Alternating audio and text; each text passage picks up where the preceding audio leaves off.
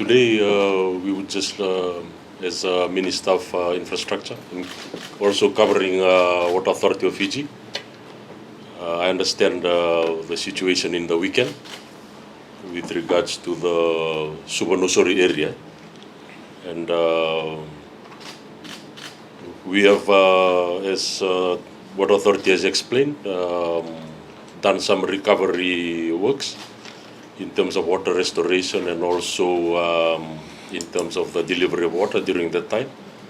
And my understanding now is that the situation has recovered over the last 24 hours. And I've also done checks on some of the areas this morning regarding that. One of the key issues is, as already explained, was the transformers in Waila, which had to be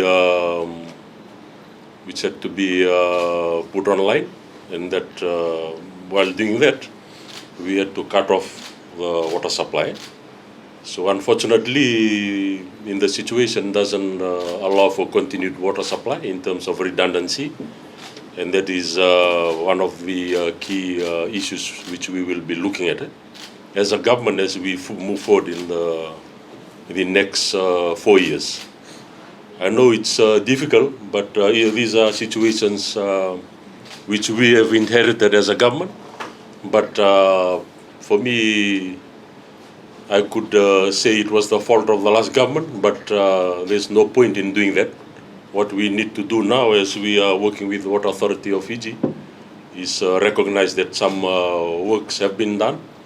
For example, the Viria project, and we do acknowledge that. And that will alleviate the situation from July. But there are other issues, which such as the backup power, water pumps, etc., which we will need to rectify as soon as possible. And those are issues which we are working on.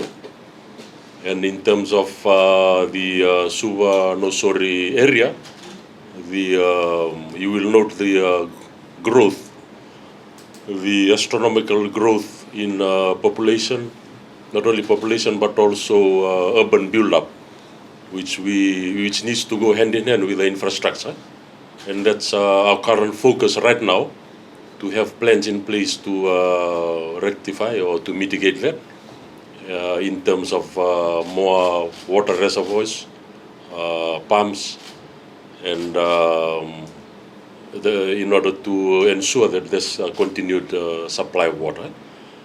So that's what we are talking about is critical asset investment, which we will need to do, assess, and also have a plan in place in terms of investment and funding.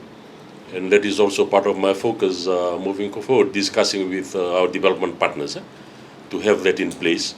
At least within that the end of 4 years, we have done something.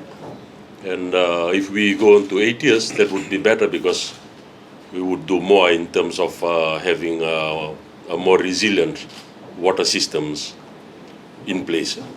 And with those words, I'd like to thank the Water Authority team and all those in terms of our contractors too, in terms of alleviating the situation in the weekend. Thank you.